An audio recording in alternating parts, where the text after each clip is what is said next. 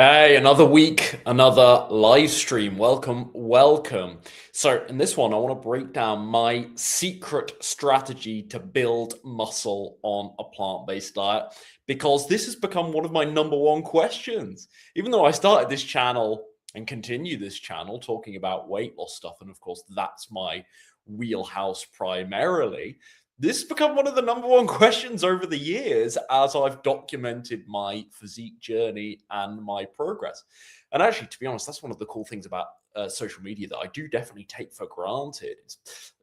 I get to run the experiments in my life, post about the results, and you guys let me know if you want to hear more about it. And this is something it seems like a lot of you want to hear more about. So let's do it. I've got 8 steps that I'm going to walk you through that I consider to be critical to my muscle building journey over these recent years. And just as proof of concept here, let me put a few little photos on the screen here so you can see that even after I lost the weight some years ago, we've built just a little bit of muscle. Now you have to take these photos with a pinch of salt because lighting, I've got that muscle pump from the workout, but you can quite clearly see here that, yeah, after I lost the weight, I was perfectly slim, perfectly light, really, really happy with it.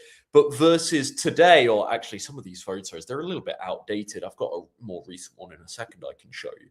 But you can see we've had this just slow, progressive muscle building development over the years. I am a little bit leaner as well nowadays, which creates or reveals a little bit more separation and definition in the muscle, which can actually make you look more muscular. So some of this is just an illusion because I'm a little bit leaner than 3, 4, 5 years ago. But I think definitely it's fair to say I've put on a little bit of muscle mass here. Where's that more recent one?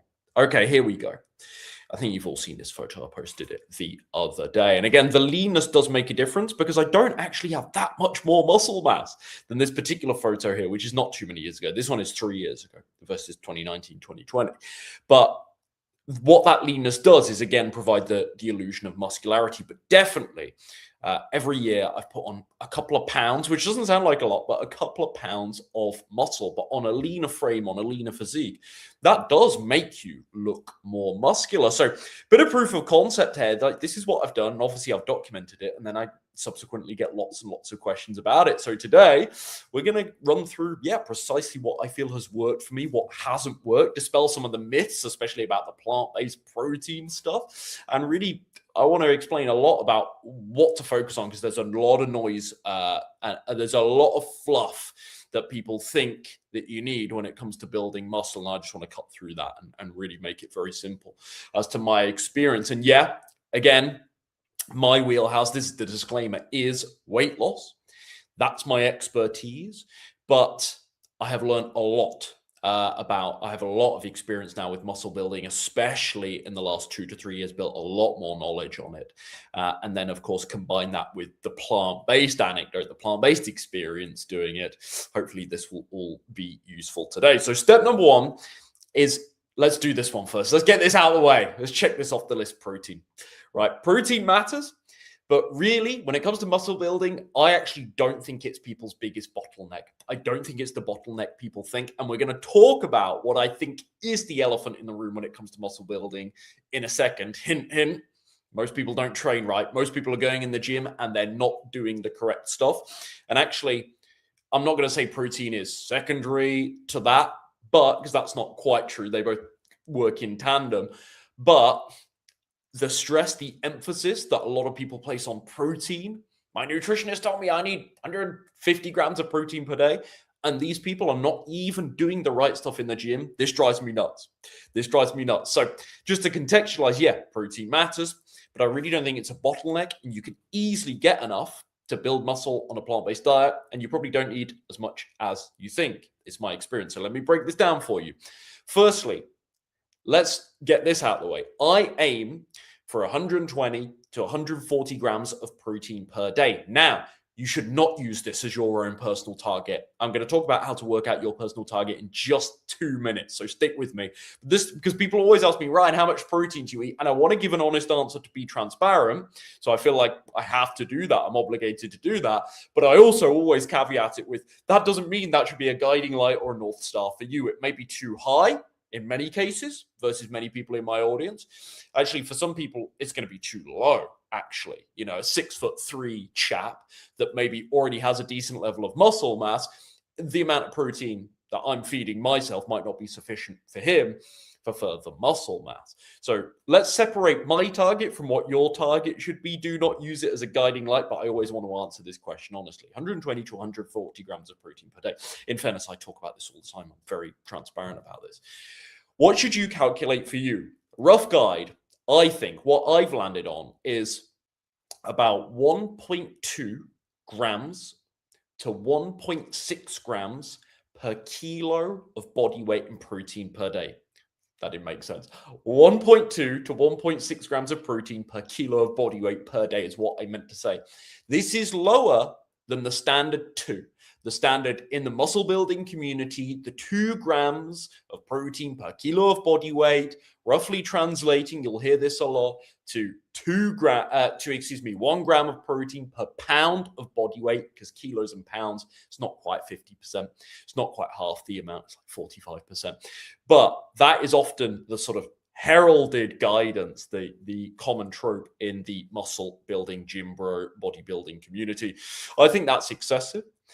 People that I look up to in terms of having an academic research outlook on muscle building seem to be very convinced that the upper end of protein synthesis is actually lower than the 2 grams per kilo of body weight per day.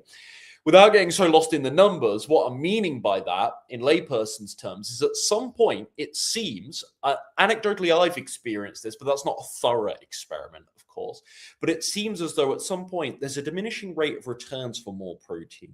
So when we talk about muscle building, we can, as a rule of thumb, say more protein is better. More protein will give you a greater chance of adding muscle mass to your frame. Yes, we can say that. But simultaneously, at a certain point, there's a diminishing rate of returns to how much an extra 30, 40, 50 grams of protein per day might get you. Does that make sense? In other words, you only get the benefits of eating loads and loads of protein as it happens for muscle building for so long. Now, there's other benefits to protein too, not just as a function for building muscle, but at some point there's a diminishing rate of returns. There's a cap to it, a ceiling, let's say. Does that make sense? And so I believe I've landed on that ceiling might be around 1.6 to maybe more like 1.8 grams of protein per kilo. So I don't think you need to go to 1.8, just to be clear, because I'm inserting all kinds of numbers here for the note takers. I think a rough guide for beginners who want to build some muscle, even intermediates, is 1.2 grams to 1.6 grams of protein per kilo of body weight per day. So, for example, if you are 70 kilos, I'm 72 kilos, so it's easy, crunch the numbers for me. If you are 70 kilos, what would 1.2 be? That would be 85, north of 85 approximately grams of protein per day. At the lower end, up to what is 1.6? I mean, it's going to be about 110 grams, isn't it? It's going to be about, I'll let you crunch the numbers, otherwise this live stream is going to be really long. But yeah, you don't need loads. In other words, you don't need loads, especially as a beginner when your body is going to be hyper responsive. But yes, it's important to get enough for the muscle and tissue growth and repair. And yes, you could be wasting, quote unquote, the gym is useful, lifting weights is useful in other ways beyond building muscle, but you could be wasting efforts from a muscle building perspective, at least, by doing all the right stuff in the gym, but then you're not taking care of the protein. So I don't want to downplay the protein, but I also think it's mightily overemphasized in today's nutrition discourse. So I'm just trying to find the sweet spot in communicating my view on protein between those things. So there's your range anyway to work with. And it's not to say that 2 grams of protein per kilo of body weight per day won't work, won't be beneficial, and that's necessarily where the diminishing rate of returns will start. It just looks as though scientifically protein synthesis you can't tap into the benefits of protein synthesis proportionally more and more and more the higher protein you go. Does that make sense? There is kind of ceiling's the wrong word because it suggests that nothing happens above the ceiling. You could go through that proverbial ceiling and maybe eke out a little bit of extra muscle growth from an extra 10 grams of protein per day beyond my measurements. So, but it's only to say that At some point, you're going to be displacing something else in your diet. So if you're reducing the fat and the carbs to maybe an unhelpful degree in other ways, restricting those nutrients, bringing harm to your diet, harm to your body in different ways by trying to restrict those nutrients because your protein is so high, at some point you've got to have a question about, oh, what is that extra 20 grams of protein a day really worth to me if I could actually fill that with some healthy fat sources because I haven't had so much healthy fat today. You know what I mean? And get the nutrients and the subsequent benefit from those fat nutrients. Does that make sense? So like, what are you sacrificing in your diet would be a greater question. So yeah, you can build muscle on less if protein is solid. Like if your training, is solid. Like I know guys who are heavier than me that actually have a decent amount of muscle mass than me that actually do like more of a raw vegan thing. I know full well they eat less than 120 to 140 grams of protein per day. I know full well. And they're more jacked than me and they're lifting heavy weights in the gym. They're stronger than me. So it is possible, but I would just say like it's best not to judge based on outliers. Also, there is a lot of performance enhancing drug use on social media, influencing profiles in bodybuilding circles. And so you don't want to be comparing to those folks either, because yeah, somebody that's taking TRT is very likely to make much better muscle gains than me, even eating less protein than me because of the effects of the TRT. Does that make sense? So make sure you're not comparing to outliers too much. Generally speaking, more protein is going to be an advantage from a muscle building perspective. You don't need as much as you think, but it does need to be decently high, certainly decently higher than somebody that isn't trying to build muscle. That's worth saying. But don't aim for such a high protein intake that you're displacing other good nutrients in your diet. The amino acid conversation, I've talked about this before, but we'll do this very briefly. Your body pulls amino acids over the course of the day. It banks them. And so it's important to remember that you don't digest food immediately after you chew it anyway. It depends on the composition of the food, the fiber content, the thermic effect, the composition of the different macronutrients in a meal and vitamins, minerals in a meal as well. That's going to dictate how slowly you digest that food and then it metabolizing. Lost my train of thought slightly. So it's not as though you need every little bite of food that you eat, every snack or meal to have a perfect balance or a perfect range, let's say, of amino acids for muscle building. That's really not essential. And this muscle that I've built, this little bit of muscle I've built progressively each year since about 2022 now, 2023 anyway, at the latest, is I have the amount of thought that I've given to, oh my goodness, this is a meal that maybe isn't as balanced as in amino acids as the last meal I had.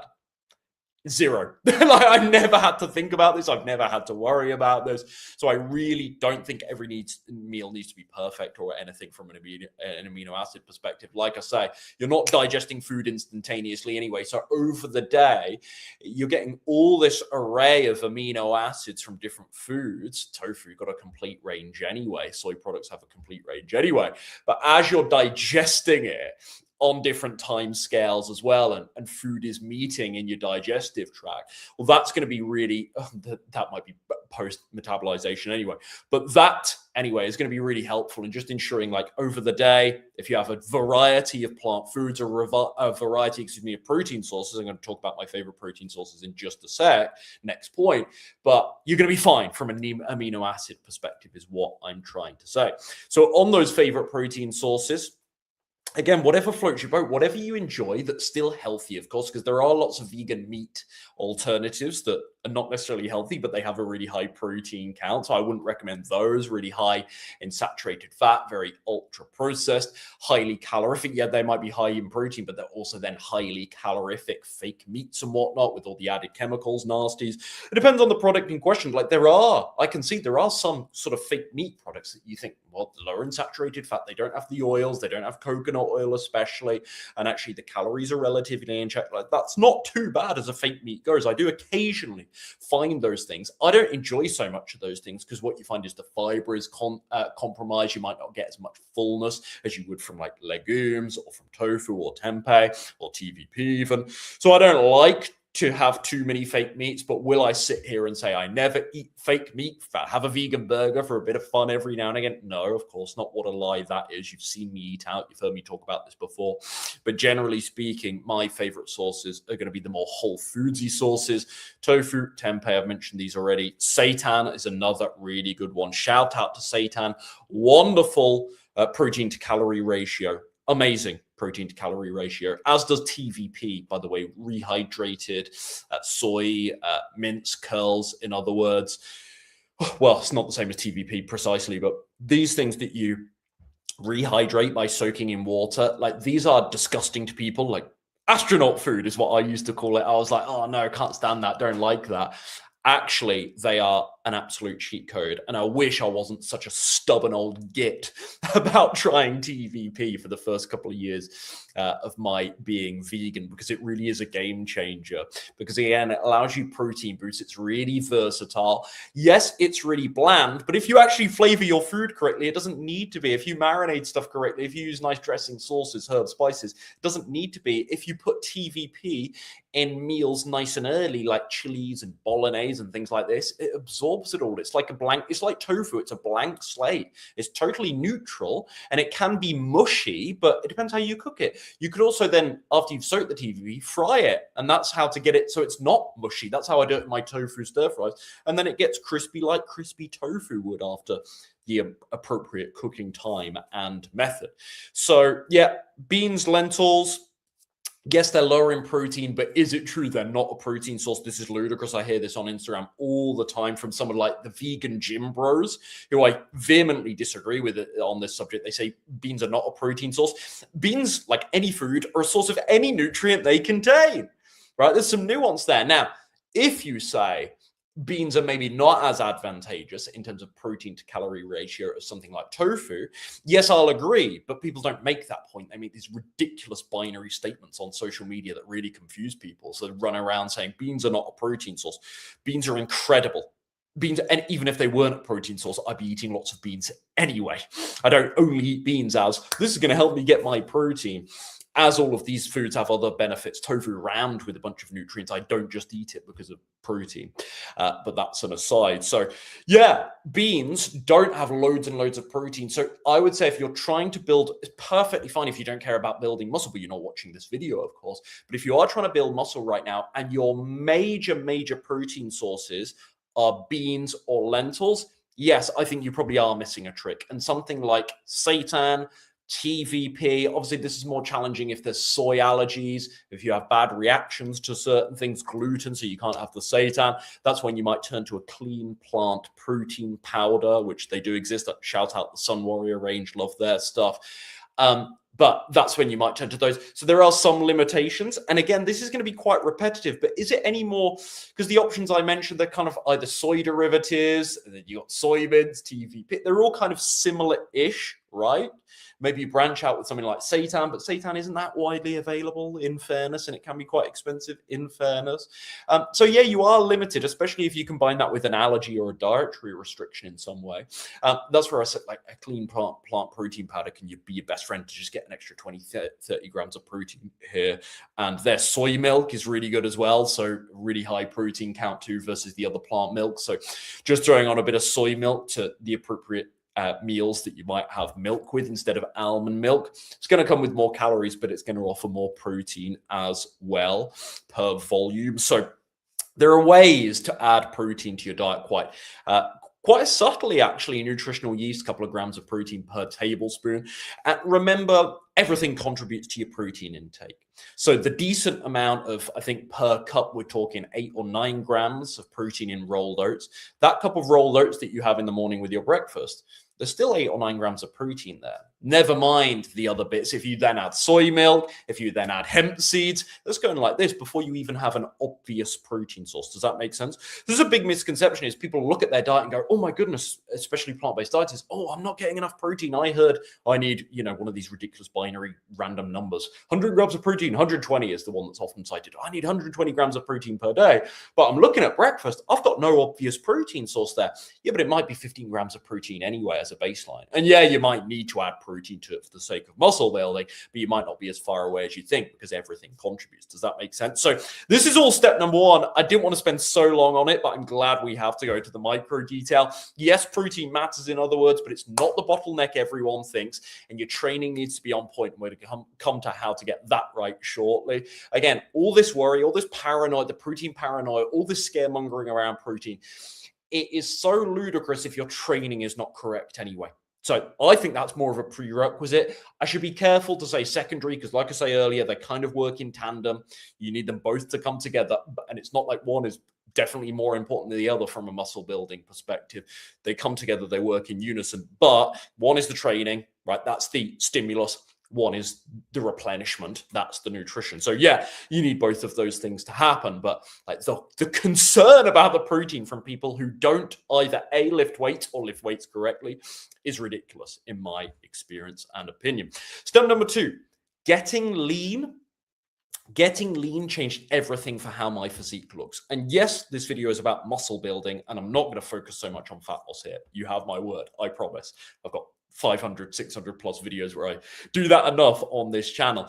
But what I do wish to say is muscle looks, in my opinion, muscle looks so much better if body fat is low. You have the definition, you have the separation, you can see the insertions better. You can have loads and loads of muscle, but if you have a higher body fat percentage covering, therefore subsequently more body fat covering that muscle, you might not look muscular at all. You might look large, you might look big, might look like you have mass in a t-shirt, you might look like one of those big bulked up gym bros, you might well have loads of muscle underneath. You'll actually find that you look more muscular and better. And you can say beauty is subjective. I really think most people look better leaner. They look more muscular leaner because you can see all the insertions. What's an appropriate body fat percentage to best reveal this?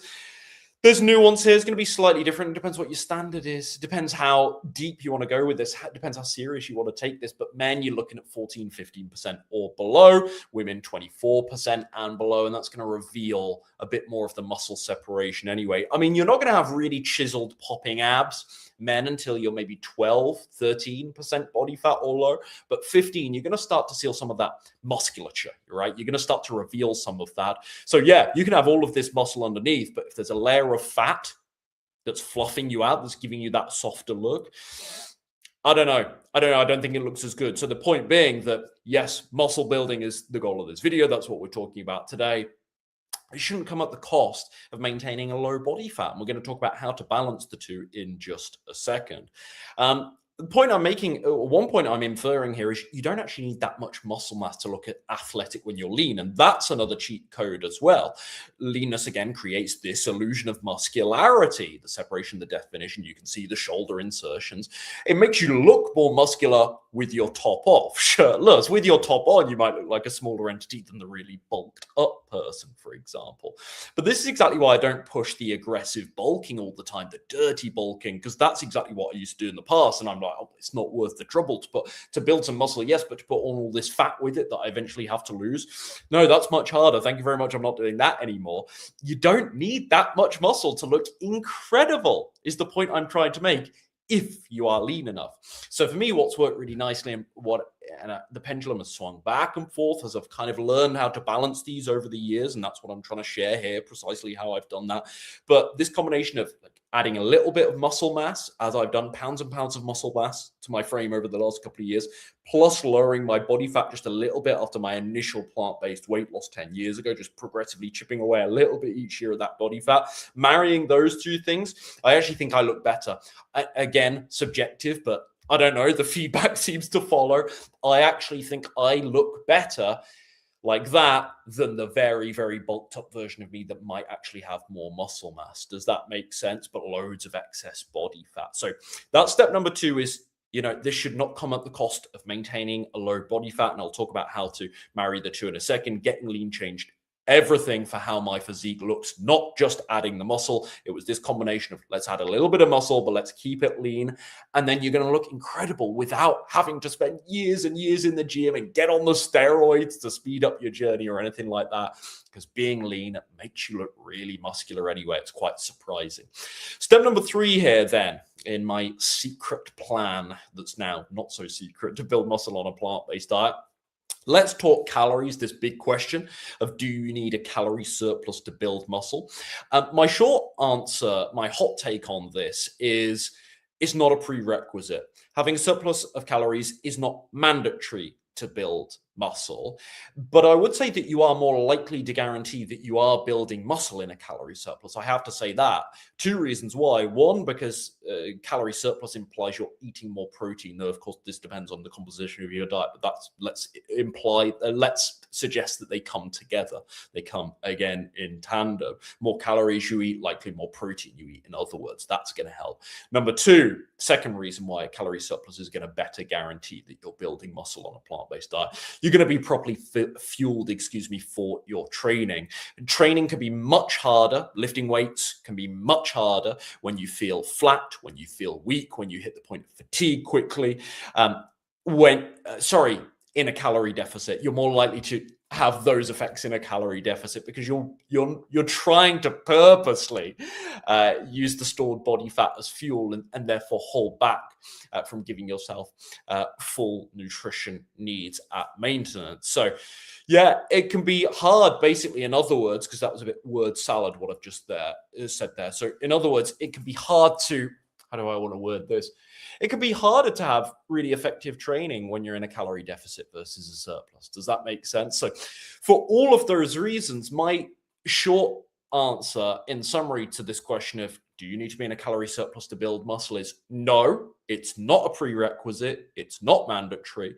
But for those reasons, you're probably more likely to guarantee it. That said, personal anecdote time. I've spent the vast majority of the last 12 months in either A, a calorie deficit, or B, at maintenance. The amount of days I've had in a calorie surplus in the past 12 months is very minimal. It's probably less than 10 to 12 out of 365. So that's why I say it's not a prerequisite, because I've definitely added a couple of pounds of muscle in the last 12 months. So no, it isn't mandatory whatsoever. So can you build muscle in a calorie deficit? And therefore, subsequently, because you're in a calorie deficit, losing fat. So can you build muscle and lose fat at the same time? Because this is another question I get often. Yes, is the answer, but it's less likely / harder for all the reasons I've just mentioned.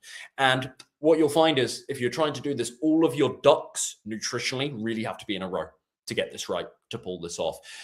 Or you're a beginner. And again, you hyper respond in the gym and you have that sort of beginner newbie gains that people talk about in the gym bro world. So that might be an exception. But if you're already pretty experienced with strength training, yeah, it is going to be quite tough, I can see, to build a significant amount of muscle in a calorie deficit, but it's not impossible. It can be done, but you really need to be on it with nutrition.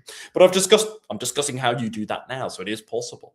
Either way, common theme here, it's me, so I don't lose the whole slim and sustain, slow and steady wins the race shtick, even if we're talking about muscle building today versus losing weight.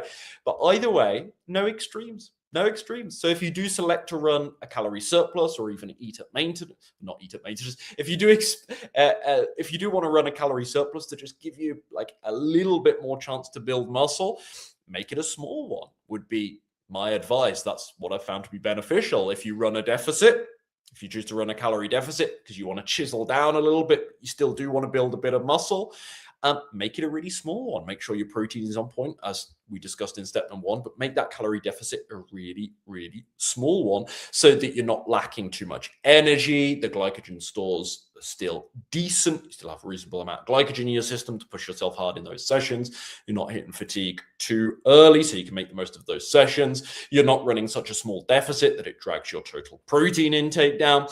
Again, you get what I mean? Like these radical swings in the pendulums where you're risking like even losing muscle because you're underfeeding yourself in a harsh calorie deficit, or overfeeding yourself and yet brilliant, you're in a calorie surplus. So yeah, you're probably building a good amount of muscle, but you're putting on loads of body fat as well that you're eventually going to have to lose anyway.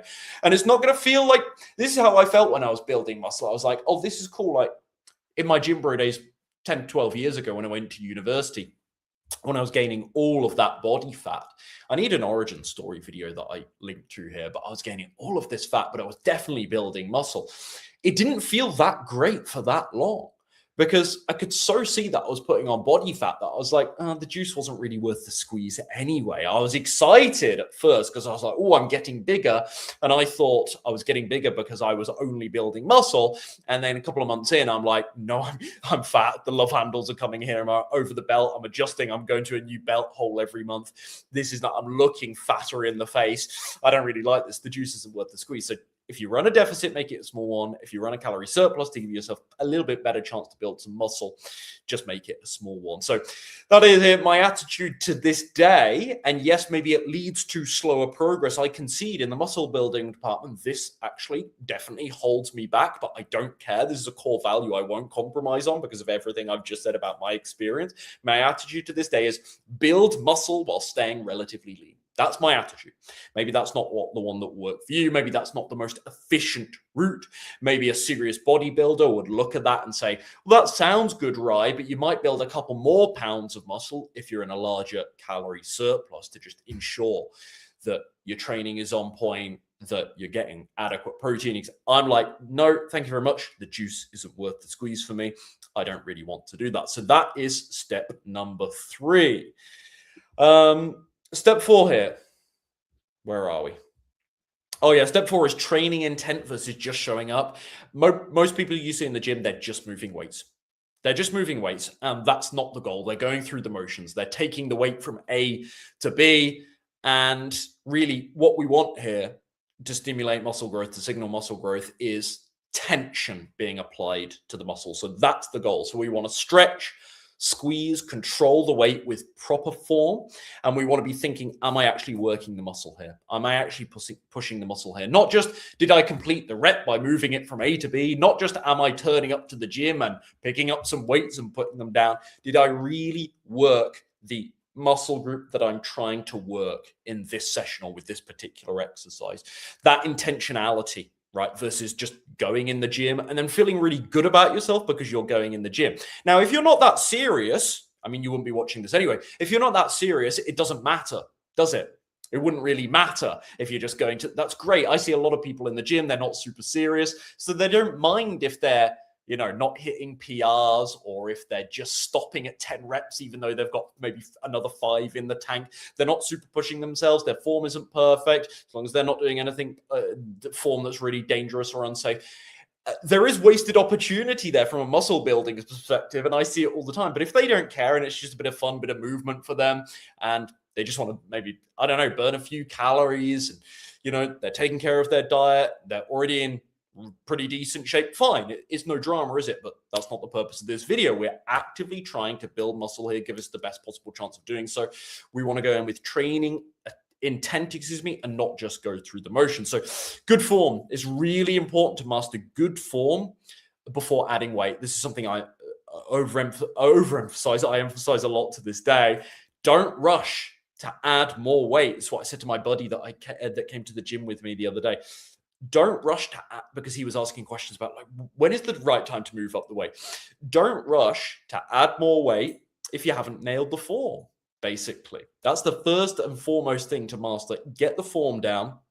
Watch the exercise tutorials, hire a personal trainer, a credible, a decently experienced personal trainer if you need to. Get the form. I learned from YouTube videos, like 12 years ago, really inefficient, really, really helpful, actually.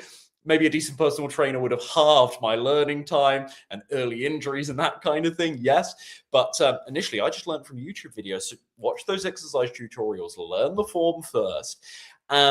My first year in the gym, I hardly built muscle.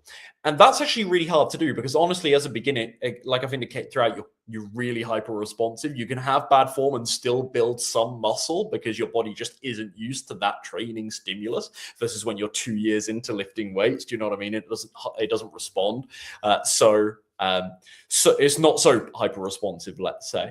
So that's really hard to do. Like, I didn't build muscle hardly in my first year lifting weights when my form was bad. It doesn't matter how much you're moving up the weights if you're not actually contracting, squeezing, putting stress, putting tension on the desired muscle if you're just going through the motions. And in time, I did learn towards the end of that year. It was when I went to university, actually. I went to a different gym and I had a new gym buddy there. And they were really helpful, really patient, really helpful, much more experienced with lifting weights than me, muscular guy. And he really, really helped me an awful lot. That's when I knew how to get the form down. And actually, in some cases, he was telling me, no, you have to lift lighter weights because you haven't got this nailed first. You're not doing it right. And I was like, oh, wow, really? And then I'd go to a lighter weight, I'd correct my form, and wow, I can suddenly feel my chest activating far more so than when I was just going through the motions without the correct form previously. So in time, you learn to place a lot more emphasis on the form, as I did in that first year of training. But yeah, good form, that comes first before any progression with the weights. Now, the advanced part, the deeper part of this is there are exceptions to that. This is the caveat. There are times when opting for a heavier weight will compromise form. Because it actually still could be the advantageous thing from a muscle building perspective. So, but that already assumes that I've got the form down and I'm doing things safely and I know what I'm doing and it's very considered. So that's for me now. Like, I wouldn't say this to myself if I was a young Rye. If he was a beginner, when he was a beginner, I wouldn't say that. I wouldn't say move up the weights if it costs you good form. I can say that to myself now because I know the range where form becomes unsafe, dangerous, completely unproductive. So I can maybe compromise. Sometimes I can go for that PR, that new personal best, and maybe that will yield really decent muscle growth returns. And I can be willing to sacrifice 15% of form. But that's more an intermediate advanced weightlifter stage that you have that kind of intuition, that kind of feeling, that experience to know where those boundaries are. So there are exceptions, but generally speaking, get the form down first. That is step number 4. You want to train with intentionality, get the form down versus just going through the motions, going in the gym and showing up. So you could do all the other 7 steps right that I'm going to cover in this live stream. You get your protein right, you could have the appropriate calories for you, etc., etc., etc. And you could still not make gains because you're just going in the gym, going through the motions and expecting, why am I not building muscle? Like, I'm doing everything right. How's your training? How's your training? Are you actually working the muscle you're trying to work? Can you feel that pump in the bicep once you've finished that bicep curl? Step number 5, progressive overload is the key driver of growth. So once the form is down, like we've just been talking about, you're not just moving weights randomly anymore. It's time to think about progressive overload. More reps, more weight, better control of that weight over time. If you're not getting stronger, you're probably not growing. So this never going to happen unless you're a beginner, of course. For me now, I don't get stronger in every session. It's months and months, actually, realistically, in some cases. Sometimes it's painfully slow because, again, I'm trying to do things the slow and steady way, the slow and steady way, excuse me. You know, I'm not in this huge calorie surplus where I'm getting massive PRs all the time. The development, and I've been doing this for so long, like the development in terms of more reps, more weight, etc., is much, much slower. But as a beginner, you can really move through the gears very, very nicely and much more speedily. So generally speaking, in those beginner, certainly maybe early intermediate stages, if you're not getting stronger over time, you're probably not building muscle. It's very hard to build more muscle without getting stronger. It is possible. And again, if you're enhanced, performance enhancing drug stuff, and you're a total newbie, these are exceptions to the rule. But generally speaking, you're going to get bigger if you get stronger. It's going to force the muscle to grow. Again, we've already had the form has to be down conversation. This assumes you've got good form because you could be getting stronger with bad form. You're not going to build muscle because you're not actually working said muscle. Makes sense? Remember as well, high protein ain't going to save the poor training. High protein is not alone going to do anything for the progressive overload. You need to be in that gym intentionally, like we talked about in step number 4, getting the form down. I'm not just going through the motions. I'm trying to feel that muscle as I'm working it. Step number 5, though, is I want to see that maybe not every single session, week to week, month to month, progressively over time. I was doing the chest press with 30 kilos. Now I'm doing it with 40. In a couple more months, I want to be making sure I'm doing 50. That is what's going to explode your results. Protein, getting 150 grams of protein a day, if you're not doing this, waste of time. Honestly, waste of time, bluntly put. Again, protein has other benefits beyond muscle building, but from a muscle building perspective, all that emphasis on the other stuff, you're getting everything right, but you're not progressing in your strength over time. Your reps aren't going up, and then later you're picking up a heavier weight. Total waste of time, honestly, if I'm just putting this bluntly. People don't push themselves to failure. I see in the gym again, they're going and lifting the same weights, 12 kilo bicep curls for 10 reps, then they put the weights down, and I'm like, you ain't even sweating, mate. You could push yourself harder. Again, if you're not serious about this stuff, who am I to judge? That is, what's the hair doing? That is totally fine. But if you are serious about this, if you do really want life-changing muscle building results, you need to be going in that gym.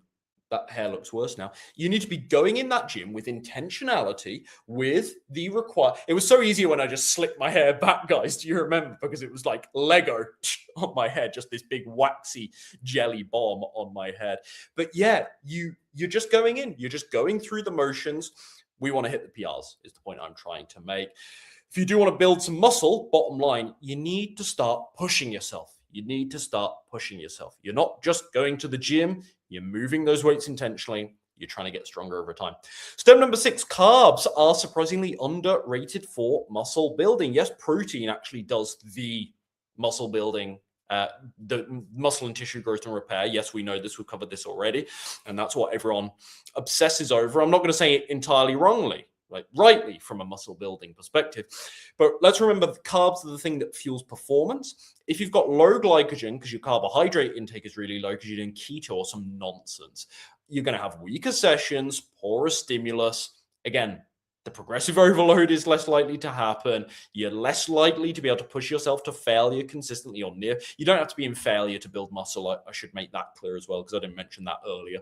But you're less likely to have the ability to push yourself to near a failure to help you build that muscle. Poor stimulus. You're not going to signal muscle growth. You're not going to signal muscle growth. So higher carbs, better performance, more ability to overload the muscle, add more training stimulus, more likely to grow, basically.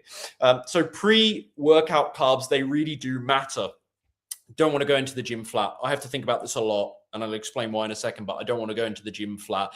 Pre-workout carbs I want are fast digesting things like fruit, rice cakes. What have I had this week? I had a couple of module dates before the last session. I did one session at night last week, so I don't think I needed any fast carbohydrate source then, because I had plenty of carbohydrate over the course of the day anyway. But what else? Trying to think. Oats are a bit slower digesting, so I would never use oats as pre-workout fuel right before a session. If it's like 2 or 3 hours before, that's perfectly fine. But yeah, fresh fruit, rice cakes primarily, to be honest, is what I use. But sometimes dried fruit can be really useful as well for something fast digesting.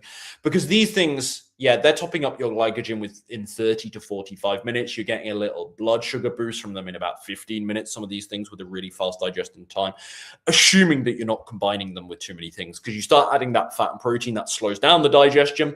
That's not to say you shouldn't eat that food or it's bad, but using it as a pre-workout fueling is going to be kind of redundant or futile. Does that make sense? So this is why I never...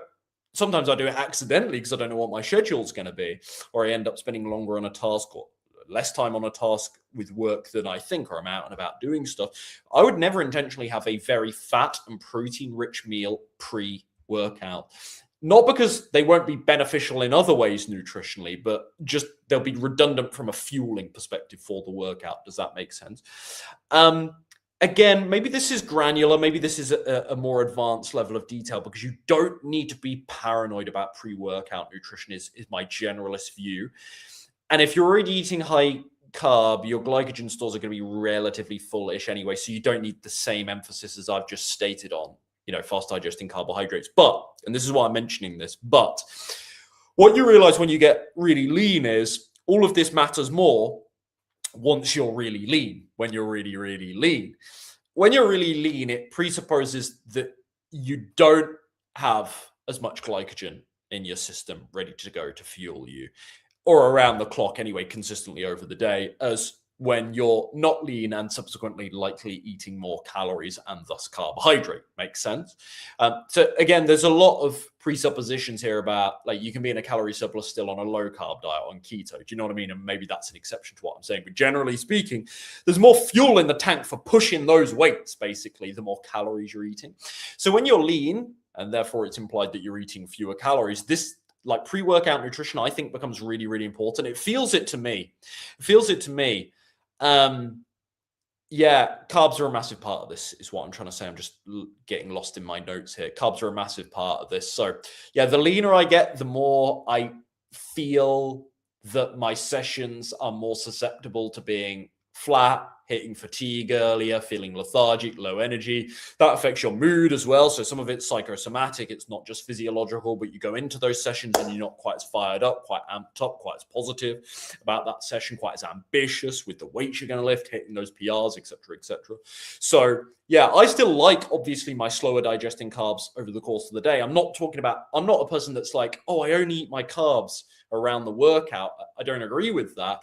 I'm still eating those slower digesting things like whole grains, potatoes, etc., over the rest of the day. I still eat fruit and rice cakes maybe at other times of the day.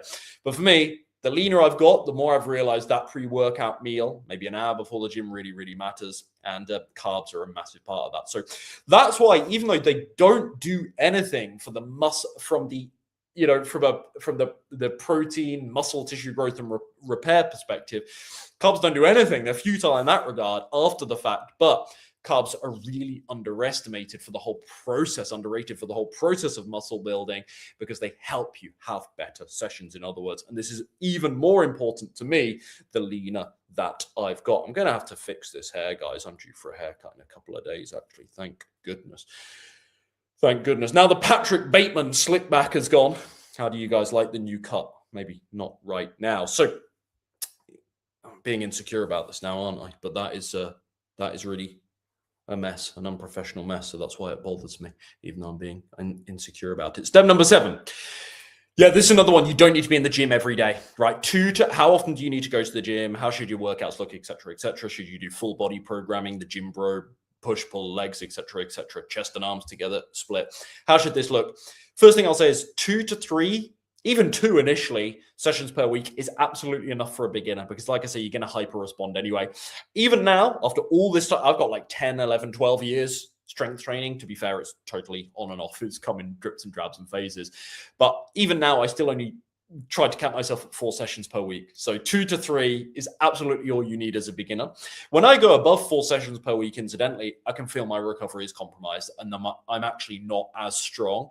In other words, at a certain point, going to the gym more, I don't think is actually better. It made me weaker. It makes me weaker if I go to the gym 5 or 6 times a week. Even though I love it and I love exercise, going to the gym 5 to 6 days a week, when I've run that experiment in past, it makes me weaker because I'm not having as much recovery time between those sessions. I'm more likely to be able to employ that progressive overload principle we spoke about a few steps ago when I'm going to the gym less often. Of course, at a certain point, if I'm only going to the gym every month, then my strength is going to decline. But it's assumed that maybe the minimum is 2 sessions per week. Well, that could actually be really advantageous to you versus 4 sessions. You might think more weights lifted, more time in gym, more opportunity for muscle growth. Only up to a certain point is the point I'm trying to make. Also, I want to say, needless to say, the plan, like, adherence is really important. So the best plan is the one you actually stick to. We know this. That's a common cliche, common trope, but it is so true. So maybe for you, 2 times full body workouts every week on Tuesday and Friday, for example, maybe that is going to be perfect for you because it's a busy schedule. And setting the bar any higher and saying, oh, I'm going to do 4 sessions per week and I'm going to split the body parts up so I don't have to do the full body workouts. Maybe that's not actually the best play. It might be more optimal in some way. That could be argued. It's not necessary, but it could be more optimal from a muscle building perspective, because then you can spend more time on each individual body part, do more exercise, more volume for that body part. Maybe that could be argued. But actually, if you can't stick to it, if you're not going to stay consistent, that is not a debate that even matters. That doesn't even matter as a discussion, does it? So Yeah, the best plan is the one you can actually stick to. All I'm doing is sharing rules of thumb and what's worked for me. So I've landed at 4 sessions per week. I think a beginner can make absolutely brilliant gains on 2 to 3 sessions per week only. That's all you really, really need. But you should also consider, what am I actually going to stay consistent with? What am I actually going to stay consistent with? For some of you, maybe you've got a bit more time on your hands. You're a little bit more flexible. Maybe you're a student. There's a gym on your campus that's already subsidized. It's cheaper. Then why not do 4 sessions in the gym per week? And then you can spend a little bit of time on each body part. That might be more effective for you than just 2 sessions per week. But pick the plan you can actually stick to and you're going to be consistent with. If setting yourself the bar of going to the gym 4 times per week leads to burnout, leads to taking time away from family time, your work, and then actually it quickly falls apart after 3 weeks, there's nothing wrong with doing 2 sessions per week. Don't make it some binary thing where you're like, oh, I've stopped going to the gym this week because I'm so busy. So, oh, that's it. The house of cards is falling down now. I'm going to fall out the habit. I'll quit my gym membership. No, just say to yourself, 2 sessions is enough. 2 sessions a week is enough. Maybe I just need to dial things down and add body parts together so I'm doing more in those sessions. Maybe I'll willing to spend another 15 minutes in the gym. Now I'm only doing 2 sessions per week versus 4. It's kind of obvious stuff, but I don't think people do it. I don't think people consider, hey, what can I actually stick to? What's realistic? So worth saying. But again, I remind you here, final point on this before we move on to the last step, number 8. I remind you here, the important thing is you train right? Intent form, and you employ that progressive overload. You're getting stronger over the time. You're hitting PRs. You're doing more reps, subsequently heavier weights over time. That is way more crucial than nitpicking over, am I going to do 3 or 5 sessions this week? Am I going to do my legs on Wednesday or Friday paired with my shoulders? Or should I do them on their own on Sunday morning? Like, all of that is less important than training correctly with proper form and adding weight over time. Does that make sense? So again, I'll kind of want a hierarchy over the course of this. You have to do this by taking notes. I kind of want a hierarchy, the most important factors. And so training frequency over conversations around training frequency are actually futile if you're not hitting the PRs. It's kind of what I'm trying to say, and getting stronger and training correctly in the first instance. You could be in the gym every day.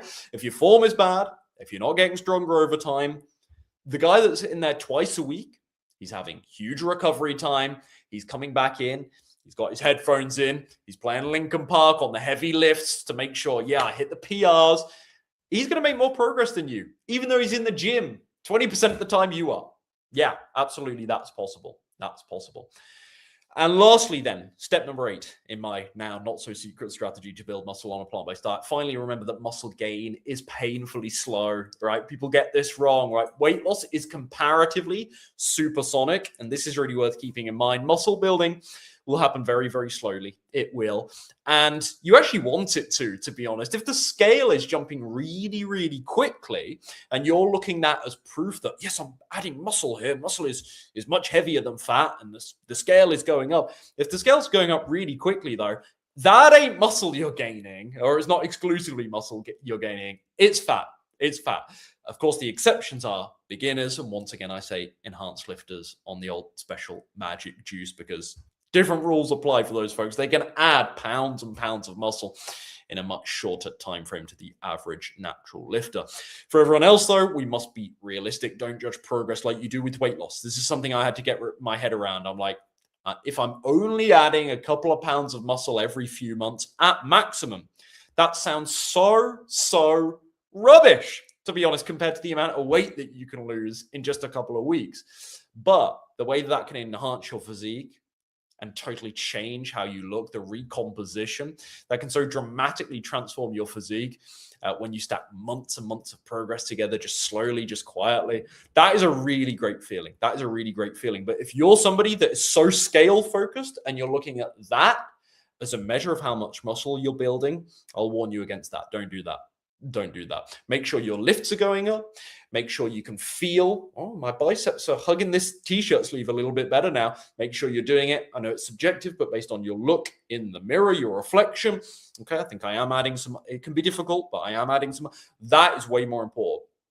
than the scale going up and up and up. And if it's going up too quickly, like I say, you're not just adding muscle, you're definitely adding fat. So there's your warning sign that you might be taking that calorie surplus a little bit too far. So summary then, because we're an hour in here and I've waffled a lot and I was paranoid about my hair for a good 5 minutes there. We're all human. Even Mr. Cocky Ryan Adams is worried about his hair sometimes. A few reminders here then. Yeah, just as we finish. It's not a plant-based versus meat discussion. I'll get loads of comments about that. I'll get loads of comments from those carny types. Man, get over themselves. Stop wasting time on other people's channels that you're not aligned with. It's so bizarre that people do that. So I would never do that and write comments so bizarre. It's not plant-based versus meat. One is better than the other. It's not. It's this. Train consistently. Get stronger over time. Eat enough, especially protein and carbs. Don't eat too little. Don't eat too much that you're gaining loads of fat. So eat an appropriate, sufficient amount of protein and carbs and your healthy fats as well. Stay relatively lean in the process of building muscle. And if you do those, whatever 4 or 5 things, focus on those key things long enough. Don't get too lost in the minutiae, the small details. Focus on those bigger picture things enough. You'll build muscle, plant-based or not. And that's the secret. And that's how I've done it, slowly and progressively. Yes, my progress will have been much faster if I was in that calorie surplus, if I only cared about building muscle. I wasn't so paranoid about putting on fat as well. I don't think I have a remarkable muscle building transformation, but these are the 8 steps from based on my experiences. I was thinking about making this live stream that I wanted to share today. All right, what are the big things I want to talk about? These are the 8 insights that I came up with. I am considering, guys, putting together a small case study test program around this. So if you're already at or very close to your ideal body weight, but you still feel a little bit soft, or even you got that skinny fat look, as though actually your weight on the scale is really light, maybe you're much leaner than before, you're really light, but you still feel like, I want some more muscle, I still don't really have the shape to my physique that I would like. Like I say, I'm considering helping a small group of people with this to see if this has potential as a full-scale program alongside Slim and Sustain. So yeah, if you want to build muscle properly, if you want to do it on a plant-based diet, I'm going to put the form in the description box below. You can fill that out to tell me you're interested. I'll be in touch with all the details as this unfolds about a potential here case study test program. Let me know any follow-up questions in the comments below. I'll get to those in the next 48 hours or so. Thanks for your time. See you in the next one.